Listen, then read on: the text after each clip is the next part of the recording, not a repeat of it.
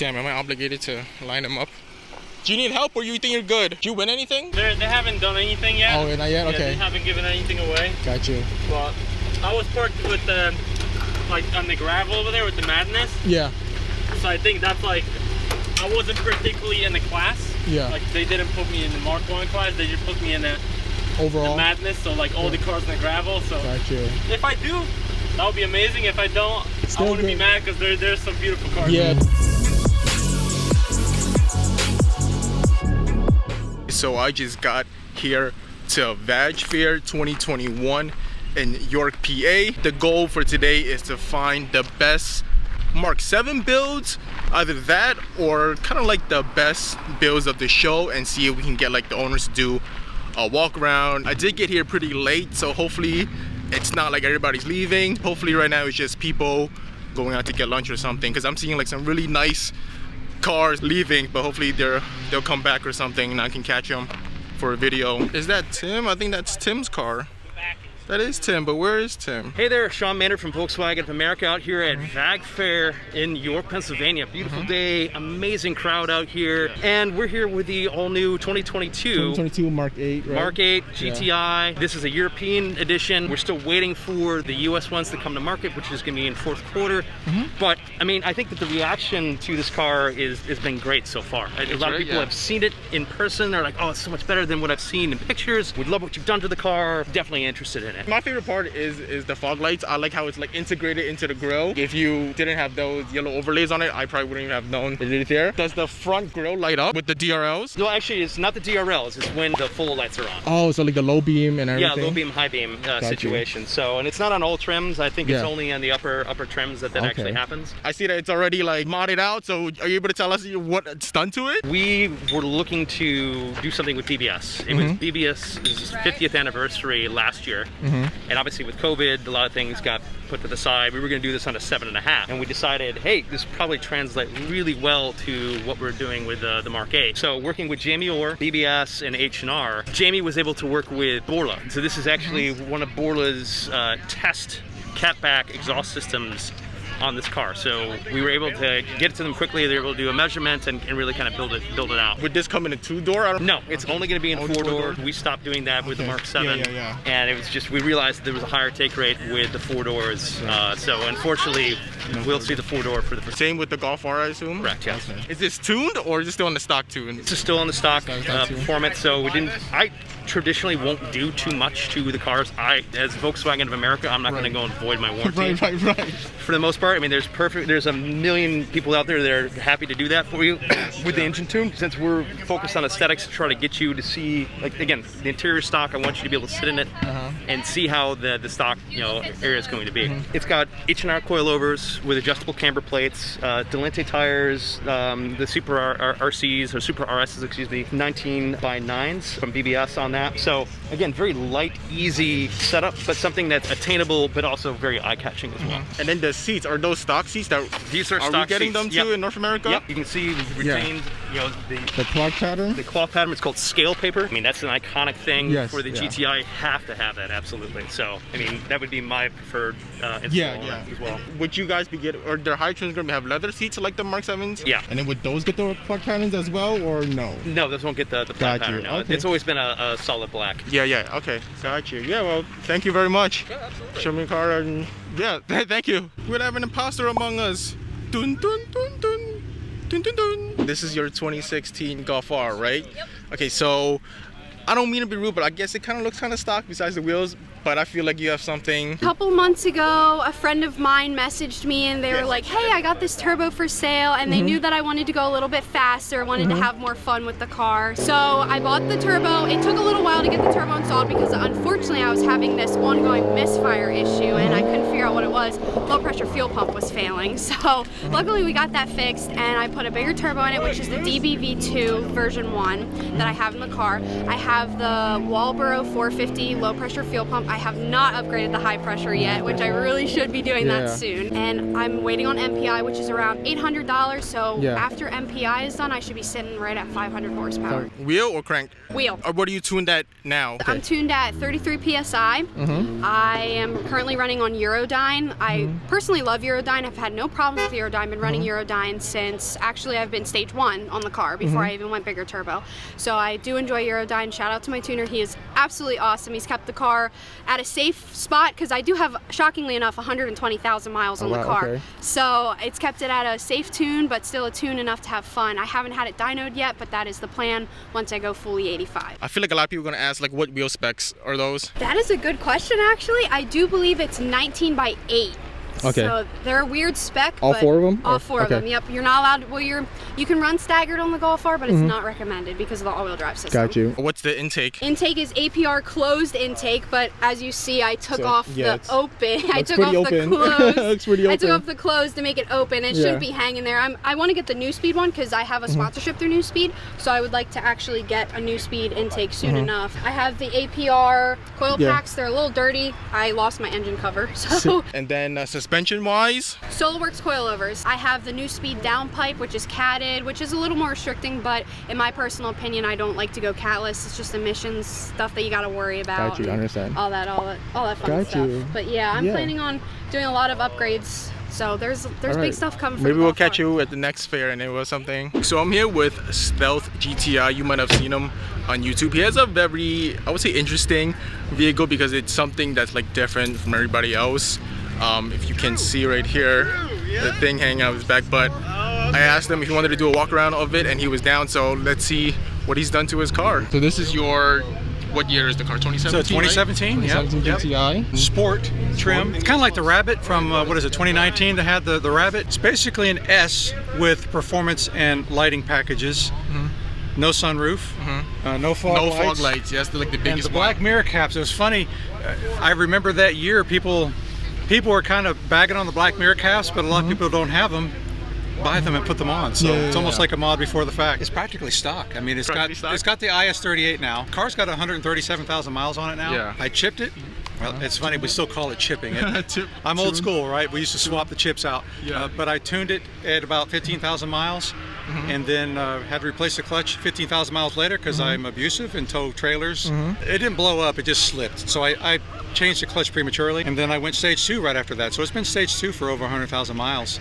And then just recently, maybe 5,000 miles ago, I went IS38 with it. So I mean, technically, I guess it's still stock because the IS38 bolts on, but it's not stock for GTI, I would say, and watch out. We gotta. So IS38. What tune is APR? APR. Yeah. I mean, I get a lot of comments about, oh, you could do so much better than APR, but I like their conservative tune because I'm not going to overdo it. I like a car that starts and rolls, no check engine lights ever, always, and sure, I could do better maybe, but I'm happy with what I got. They still offer for APR IS38 tune because I know how they don't have the stage 2 anymore. Yes. The whole thing. You know, that's kind of a gray area. I mean, I already had the downpipe, so because I was an existing customer, they did that. And my dealer said that, for example, my daughter wants to upgrade her car, and she's probably going to get my IS20. And when she does, can you get a downpipe tune or not? My dealer says no. Aaron, I think is the guy's name at APR. He says yes, we'll provide a tune. So I don't know what the truth is. They just don't sell the downpipe, but I guess they'll sell tune for it. Intake is stock? Intake is mostly stock. I have this ECS hose, which of course does practically nothing. A big bore intake by ECS, which does a teeny weeny little bit. And then my snow screen has been deleted. And all of that, according to, I keep forgetting this guy's website, it's like mygolfmark7.com or it might be mymark7golf.com. He's got all this airflow testing. I think I know exactly what you're talking about. And basically, this setup here flows more than APR's closed intake, $500 closed intake. Intake. I'm a skeptic about intake, so I'm happy with this. And the website that compares airflow required for a certain amount of horsepower, this setup will support over 450 horses, and so I'm good. And I don't need to upgrade this. Have you dynoed your car or? No. You know, APR says 395 crank, 355 wheel. Guesstimate. And if I get 350 wheel, You're happy with and it? even if I don't, I'm still happy with it. I know that I have more, and that's all that matters to me. The most obvious thing is your antenna. So what's going on with that? You know, with this whole thing sticking out, it's definitely like, I would say, different from everybody else. Well, this is a ham radio setup. And so most of the time this is not mounted because it's a distraction. It blocks the backup camera, and I just don't use it all the time. This one here, though, is always mounted. Either this one or a smaller one if I want to be cute or something. And this one I talk to on locally all the time. There's these things called repeaters. It will take my signal, amplify it, and then rebroadcast it over to a larger area. So I can talk to people in, you know, say 50-mile radius from that. And this one here I can talk around the world on. Oh, wow. These two pieces here are the ham radio chassis, and then the displays are up there in the front where I operate from. And then the rest of it, I kind of call this part the voltage distribution. So my 12 volts comes in and it gets split up to the different places, and then this piece here stabilizes that so that whenever because when I key up this transceiver here, it'll draw, I think, 30 or 40 amps. This one draws 20 amps, and one of these amplifiers I'm looking at might draw 80. And so that makes sure that the voltage doesn't drop. It's got capacitors all in it, so it holds at 14.2 volts no matter what. Even when the main battery drops down to, say, 10.5 volts, that'll still output 14.2. And so that's kind of cool. And so this is my voltage distribution, and then this here is the stereo stuff. So up there in the front is the Helix amp, and then the LC2I, a lot of people know what that is. It's for it's a signal converter that takes speaker output and then divvies it all up so I can hook up a subwoofer, and that's my subwoofer amp. It's 500 watts. And then the subwoofer is up under here. And so you can see my photo here, the subwoofer is downward firing, and my spare tire is still present. And then this here is what allows me to run 3 different transceivers off of just one antenna port. So these here are all for that, and then this antenna is fed from an output that's down there. I just don't have it hooked up for the show because there's a control cable that plugs in that normally runs out the trunk and then over the bumper, and it plugs in here. So so just all of this right here is just for that one antenna port. This goes higher, right? Yeah, it'll go up about 18 inches, which would then make this, I think it's 10'5". Oh, wow. And I'm legal up to 13.5 feet. And I've got a longer version of this that I can plug in and make it 13.5 feet, but I think it would probably bend over and break at highway speeds, so it's only for stationary use. So these are the transceivers.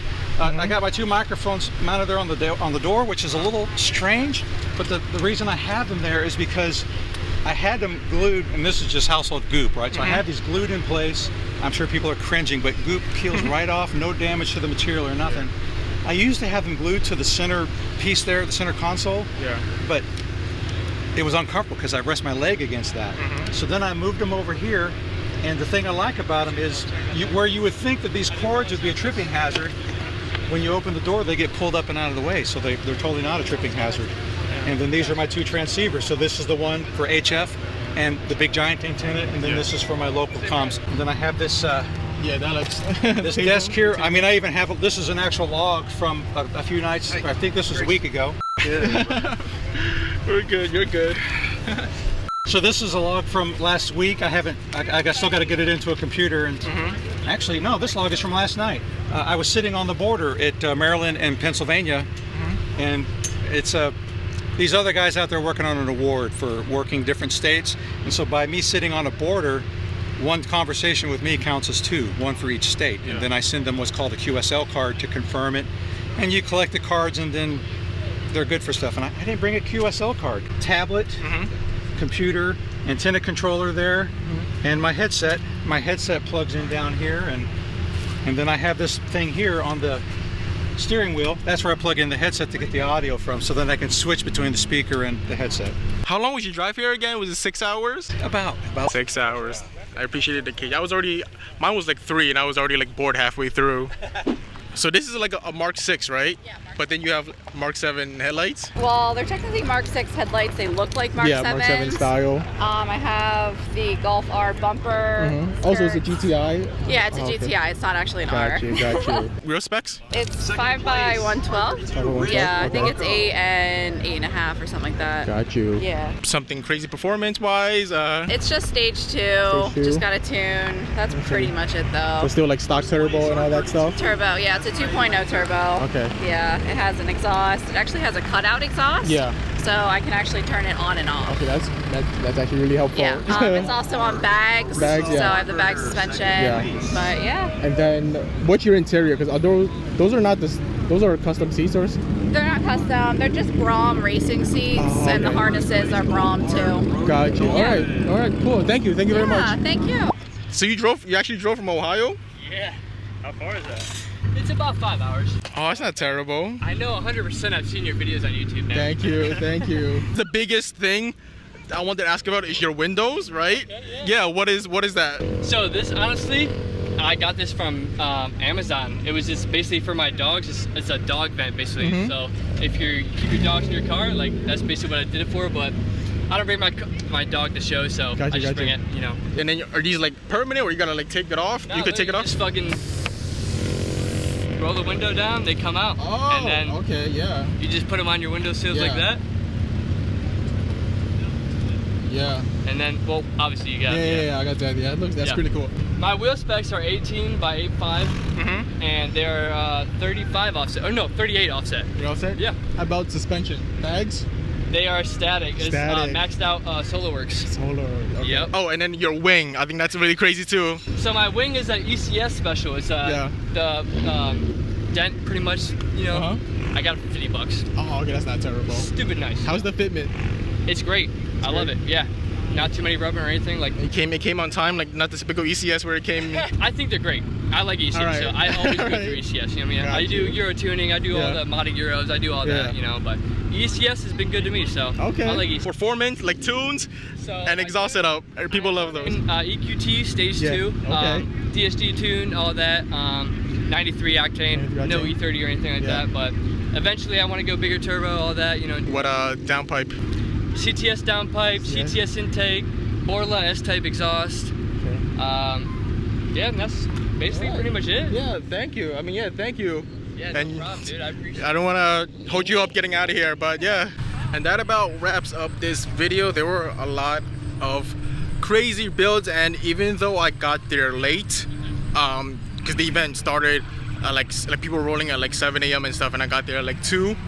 But even then, there were still so many cars that I don't know. I definitely could not have like captured everything. And yeah, I mean, hopefully next time for the next event, I'll get there earlier and we'll get some like specifically Mark 7s or something like that. But yeah, hope you enjoyed this video. Thanks for watching, especially if you made it this far. Catch you on the next one.